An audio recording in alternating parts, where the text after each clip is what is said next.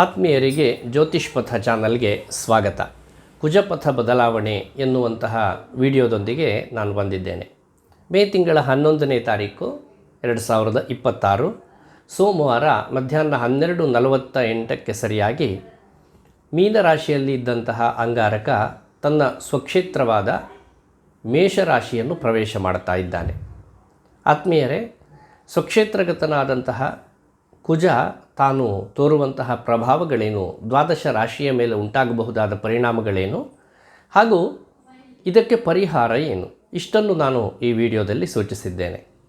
ಇದರಲ್ಲಿ ಒಂದು ವಿಶೇಷ ಅಂದರೆ ಕುಜನು ಸ್ವಕ್ಷೇತ್ರ, ರವಿ ಉಚ್ಚಸ್ಥಾನಗತನಾಗಿದ್ದಾನೆ, ಜೊತೆಗೆ ಶುಕ್ರ ಸ್ವಕ್ಷೇತ್ರ, ಗುರು ತಾನು ಕೆಲವು ದಿವಸಗಳಲ್ಲಿ ಉಚ್ಚಸ್ಥಾನವನ್ನು ಪ್ರವೇಶ ಮಾಡುವವನಿದ್ದಾನೆ.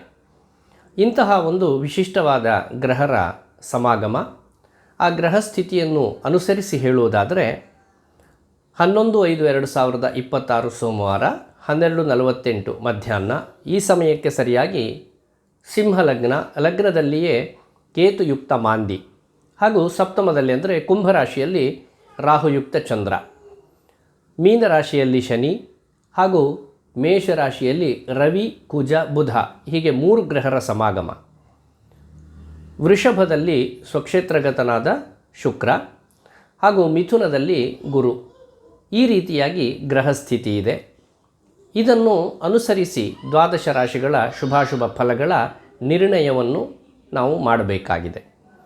ಜೊತೆಗೆ ಇದರಿಂದ ಉಂಟಾಗಬಹುದಾದಂತಹ ಅನೇಕ ಕ್ಷೋಭೆಗಳು, ಹಾನಿಗಳು, ಇದನ್ನು ನಾವು ನೋಡ್ತಾ ಇದ್ದೇವೆ. ಈಗ ಲಗ್ನದಲ್ಲಿ ಕೇತು ಮಾಂದಿ ಇರುವುದರಿಂದ, ಸಪ್ತಮದಲ್ಲಿ ರಾಹುಚಂದ್ರ ಸಮಾಗಮ ಇರುವುದರಿಂದ ವಿಸ್ಫೋಟಕಾದಿ ಕೃತ್ಯಗಳು ಪ್ರಪಂಚದಾದ್ಯಂತ ಹೆಚ್ಚಾಗಬಹುದು.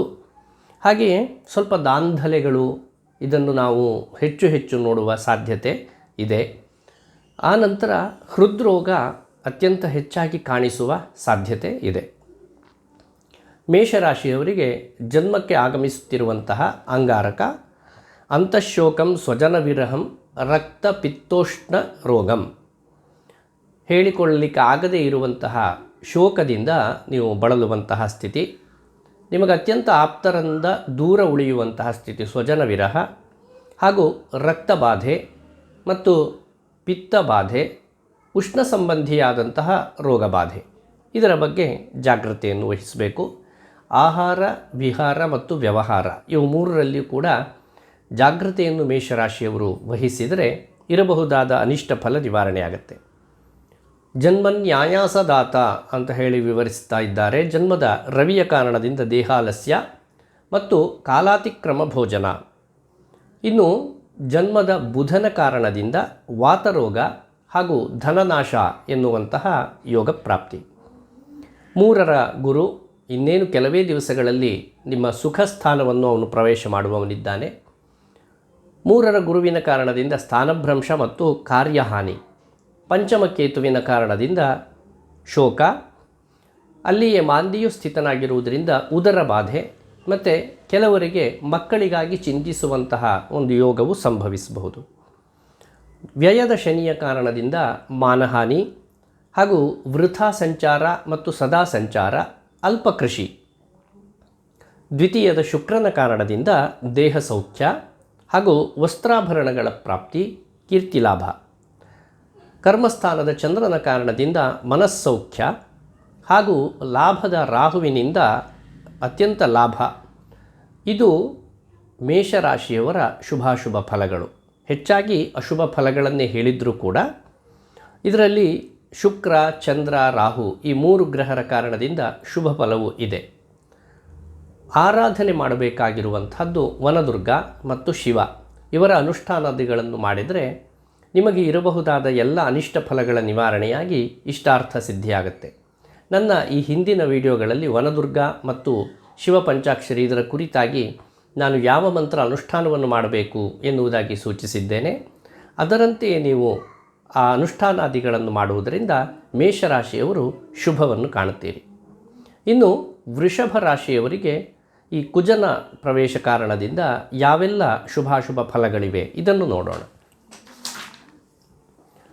ವ್ಯಯಸ್ಥಾನಕ್ಕೆ ಕುಜನ ಆಗಮನ, ಪ್ರವಾಸೆ ದುರಿತಂಕ್ಲೇಶಂ ಬಂಧುವೈರಂ ಸದಾಮಯಂ ದೇಹಪೀಡಾಂಚ ಸಂಚಾರಂ ದ್ವಾದಶಸ್ಥೆ ಧರಾಸುತೆ. ಪ್ರವಾಸದಲ್ಲಿ ದುರಿತ, ಯಾವುದಾದ್ರೂ ಟೂರ್ ಪ್ಲ್ಯಾನ್ ಮಾಡಿದರೆ ಅದರ ಬಗ್ಗೆ ಸ್ವಲ್ಪ ಆಲೋಚನೆ ಮಾಡಿ, ಅದರಲ್ಲಿ ದುರಿತ ಒದಗಬಹುದು. ಮತ್ತು ಕ್ಲೇಶ, ಬಂಧುವೈರ ಹಾಗೂ ಯಾವಾಗಲೂ ರೋಗಬಾಧೆ, ದೇಹಪೀಡೆ ಮತ್ತು ವೃಥಾ ಸಂಚಾರ ಎನ್ನುವಂತಹ ಯೋಗ ಇದೆ. ವ್ಯಯದ ರವಿ ಹಾಗೂ ಬುಧನ ಕಾರಣದಿಂದ ಸ್ಥಾನನಾಶ ಮತ್ತು ಅವಮಾನ, ಸುಖಹಾನಿ, ಅಲ್ಪಕೃಷಿ. ಚತುರ್ಥದ ಕೇತು ಹಾಗೂ ಮಾಂದಿಯ ಕಾರಣದಿಂದ ಮಾತೃವಿಗೆ ಸಂಕಷ್ಟ, ಗೃಹ ಕಲಹ ಎನ್ನುವಂತಹ ಯೋಗ. ಇನ್ನು ದ್ವಿತೀಯದ ಗುರು ವರ್ಷಪೂರ್ತಿಯಾಗಿ ನಿಮಗೆ ಗುರು ಬಲವನ್ನು ತಂದುಕೊಟ್ಟಿದ್ದಾನೆ. ಪ್ರಾಪ್ನೋತಿ ದ್ರವಿಣಂ ಕುಟುಂಬ ಸುಖಂ, ಅವನು ಹೆಚ್ಚು ಹೆಚ್ಚು ಸಂಪತ್ತನ್ನು ಒದಗಿಸಿದ್ದಾನೆ ಮತ್ತು ಕುಟುಂಬದಲ್ಲಿ ಸೌಖ್ಯವನ್ನು ಇಟ್ಟಿದ್ದಾನೆ. ಜನ್ಮದ ಶುಕ್ರನ ಕಾರಣದಿಂದ ದೇಹ ಸೌಖ್ಯ ಹಾಗೂ ಧನಲಾಭ. ದಶಮದ ರಾಹು ಚಂದ್ರಯುಕ್ತನಾಗಿರುವುದರಿಂದ ಲಾಭ ಹಾಗೂ ಮೃಷ್ಟಾನ್ನ ಭೋಜನ ಪ್ರಾಪ್ತಿ. ಇನ್ನು ಲಾಭಸ್ಥಾನದ ಶನಿಯ ಕಾರಣದಿಂದ ಉತ್ತಮ ಆರೋಗ್ಯ. ಈ ರೀತಿಯಾಗಿ ಅತ್ಯಂತ ಶುಭವನ್ನೇ ವೃಷಭ ರಾಶಿಯವರು ಕಾಣಲಿಕ್ಕಿದೆ. ಕೆಲವು ಭಾಗ ಸ್ವಲ್ಪ ಅಶುಭ ಫಲಗಳು ಅಂತ ನಮಗೆ ಅನ್ನಿಸಬಹುದು.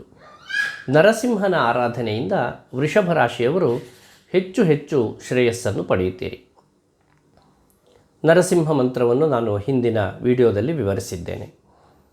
ಮಿಥುನ ರಾಶಿಯವರಿಗೆ ಮೇಷರಾಶಿಗೆ ಆಗಮಿಸುತ್ತಿರುವ ಕುಜನ ಕಾರಣದಿಂದ ದ್ರವ್ಯಾರೋಗ ಕ್ಷೇತ್ರ ವೃದ್ಧಿಶ್ಚ ಲಾಭೆ. ಲಾಭಸ್ಥಾನಕ್ಕೆ ಕುಜನ ಆಗಮನ, ದ್ರವ್ಯ ಪ್ರಾಪ್ತಿ ಹಾಗೂ ಉತ್ತಮವಾದಂತಹ ಆರೋಗ್ಯ, ಕ್ಷೇತ್ರ ವೃದ್ಧಿ, ಭೂಲಾಭಾದಿ ಯೋಗಗಳು.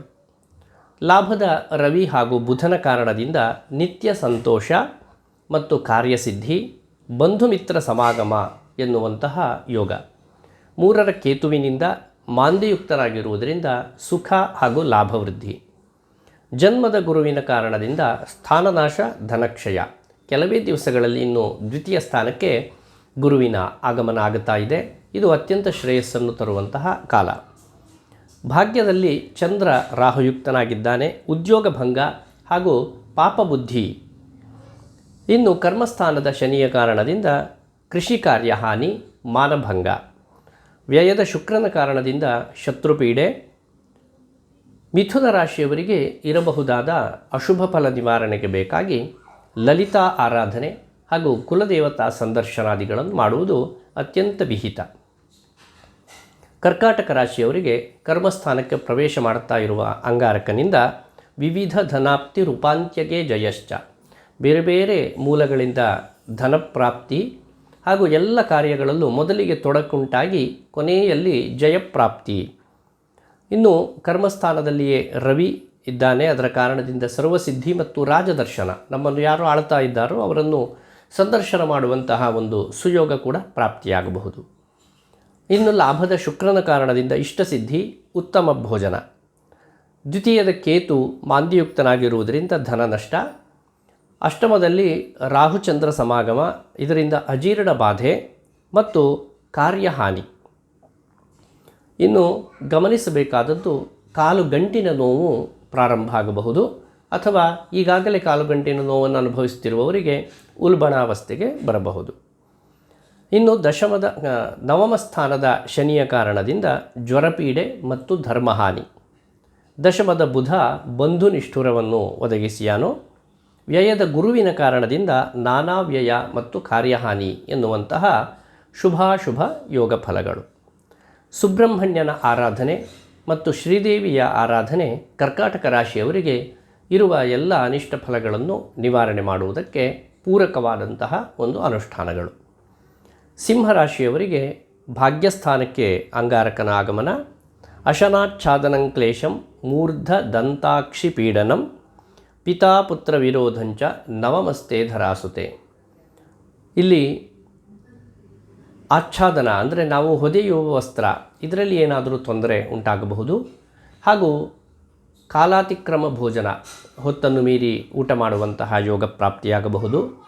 ಕ್ಲೇಶ ಮೂರ್ಧ ಶಿರೋಭಾಗದಲ್ಲಿ ಮತ್ತು ದಂತ ಹಲ್ಲಿನಲ್ಲಿ, ಅಕ್ಷಿ ನೇತ್ರದಲ್ಲಿ ಪೀಡೆ ಉಂಟಾಗಬಹುದು.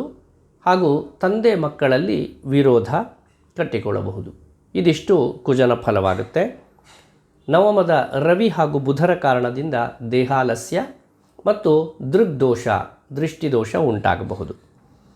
ಜನ್ಮದಲ್ಲಿಯೇ ಕೇತು ಮಾಂದ್ಯಯುಕ್ತನಾಗಿದ್ದಾನೆ. ಇದರಿಂದ ಅನಾರೋಗ್ಯ ಮತ್ತು ವೃಥಾ ಭೀತಿ. ಸಪ್ತಮದ ರಾಹುವಿನ ಕಾರಣದಿಂದ ದಾಂಪತ್ಯ ವಿರಸ.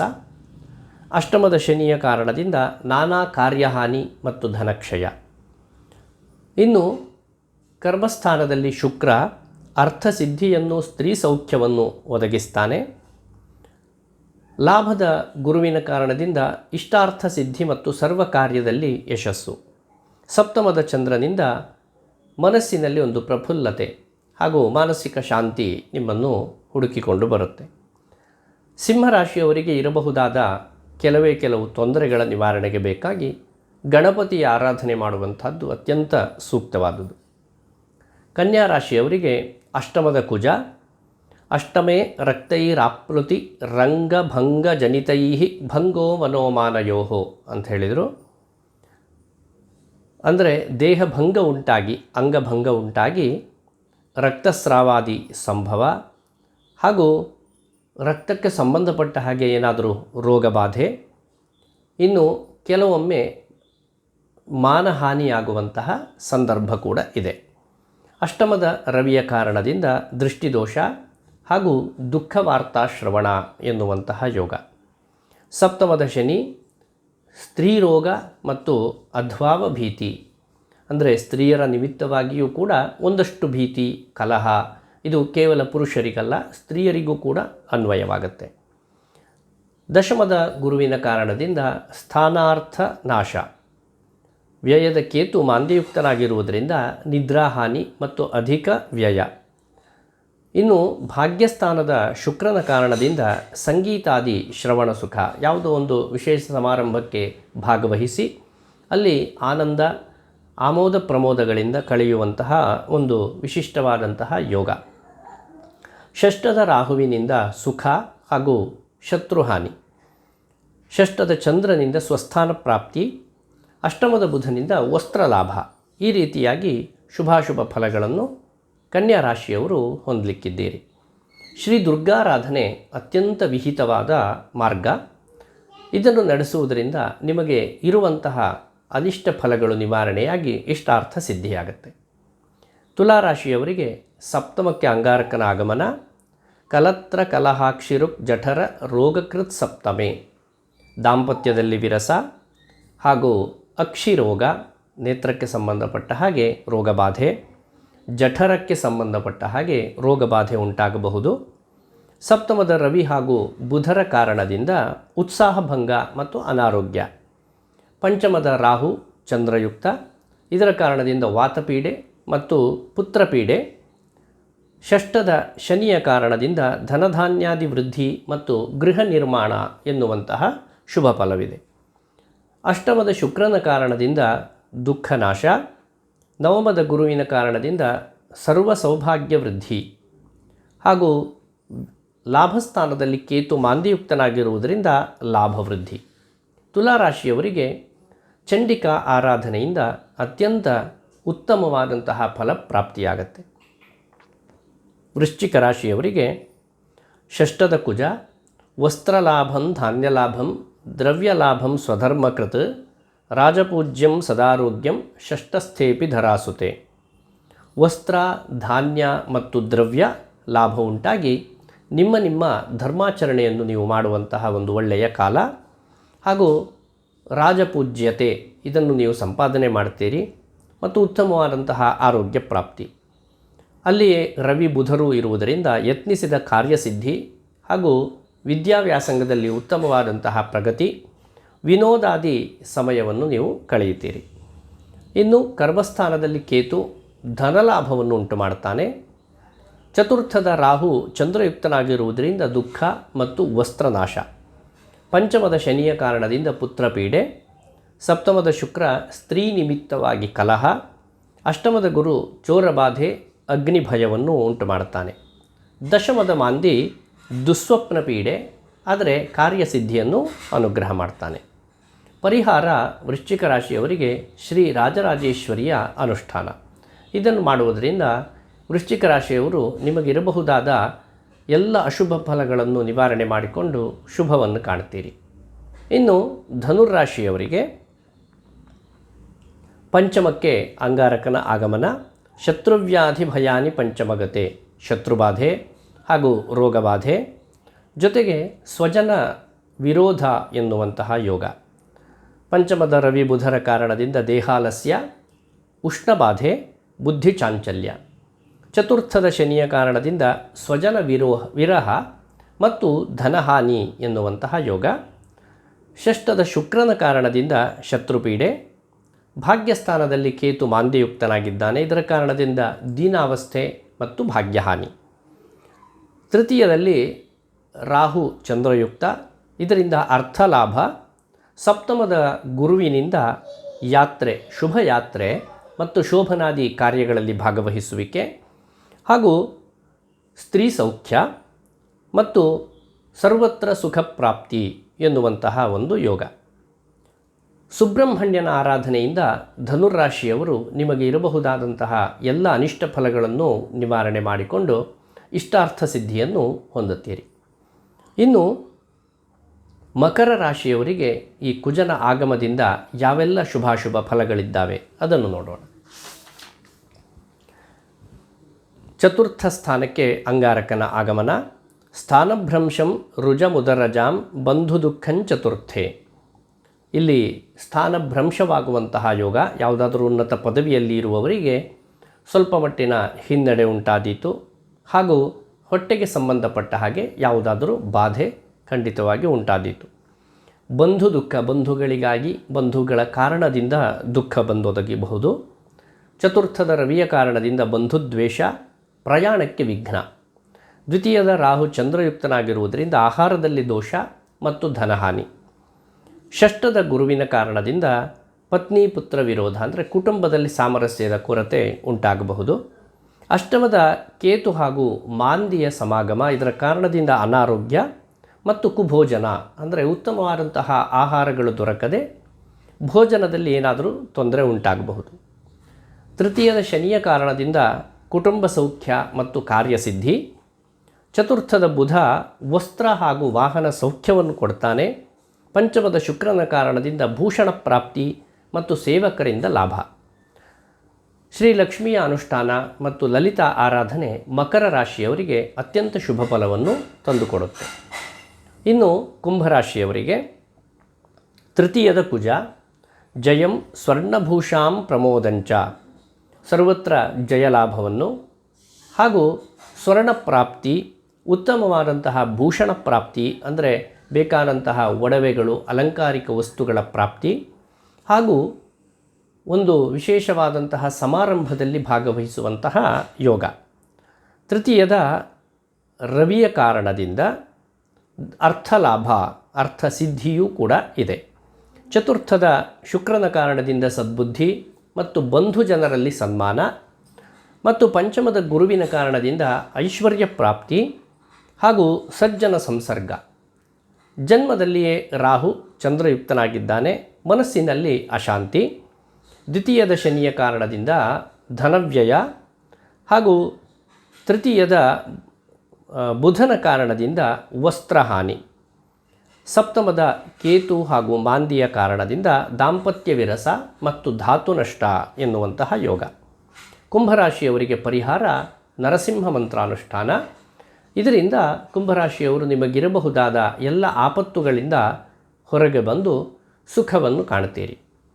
ಮೀನರಾಶಿಯವರಿಗೆ ದ್ವಿತೀಯಕ್ಕೆ ಅಂಗಾರಕನ ಆಗಮನ. ಇದುವರೆಗೆ ಜನ್ಮರಾಶಿಯಲ್ಲಿದ್ದ ಅಧೈರ್ಯಂ ಸತತಂ ಕ್ಲೇಶಂ ಸಂವಾದಂ ಸತತಂ ಭವೇತ್ ಸದಾ ದುರ್ಜನ ಸಂಗಶ್ಚ ಭೀತಿಶ್ಚ ಧನಗೆ ಕುಜೆ. ಇದ್ದಕ್ಕಿದ್ದ ಹಾಗೆ ಅಧೈರ್ಯ ನಿಮ್ಮನ್ನು ಆವರಿಸಬಹುದು ಹಾಗೂ ಯಾವಾಗಲೂ ಕ್ಲೇಶಕ್ಕೆ ಒಳಗಾಗುತ್ತೀರಿ ಮತ್ತು ವೃಥಾ ಸಂವಾದ, ಮಾತಿನಿಂದ ಅನೇಕ ಹಾನಿಯನ್ನು ನೀವು ಕಾಣಬಹುದು ಹಾಗೂ ಯಾವಾಗಲೂ ದುಷ್ಟ ಜನರ ಸಂಪರ್ಕ, ಇದರ ಕಾರಣದಿಂದ ನಿಮಗೆ ಅವಮಾನವೂ ಕೂಡ ಸಂಭವಿಸಬಹುದು, ಧನಹಾನಿ. ದ್ವಿತೀಯದ ರವಿಯ ಕಾರಣದಿಂದ ಅಲ್ಲಿಯೂ ಹಾಗೆ ದುಷ್ಟ ಸಂಸರ್ಗ ಮತ್ತು ಶಿರೋವೇದನೆ, ತಲೆಗೆ ಸಂಬಂಧಪಟ್ಟ ಹಾಗೆ ಏನಾದರೂ ವೇದನೆ ಆಗಬಹುದು. ಜನ್ಮದ ಶನಿಯ ಕಾರಣದಿಂದ ರೋಗ ಶೌಚಕ್ರಿಯಾಪ್ತಿಂ, ರೋಗಬಾಧೆ ಮತ್ತು ಮೇಲಿಂದ ಮೇಲೆ ಅಶೌಚ ಬರುವಂತಹದ್ದು, ಕೆಲವರಿಗೆ ಕ್ರಿಯಾಯೋಗ ಎನ್ನುವಂಥದ್ದು.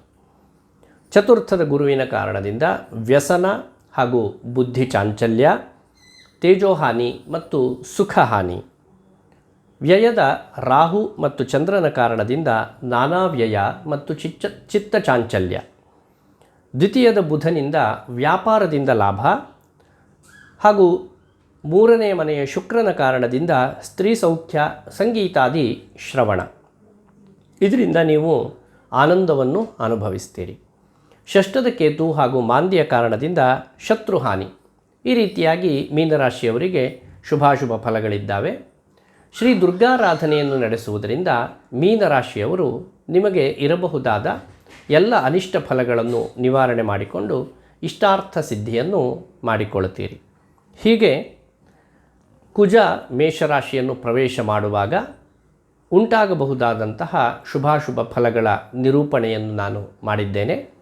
ದ್ವಾದಶ ರಾಶಿಯವರು ನಿಮ್ಮ ನಿಮ್ಮ ರಾಶಿಗೆ ಹೇಳಿದಂತಹ ಸೂಕ್ತ ಪರಿಹಾರಾದಿಗಳನ್ನು ಮಾಡಿಕೊಂಡು ಶ್ರೇಯೋವಂತರಾಗಬೇಕು.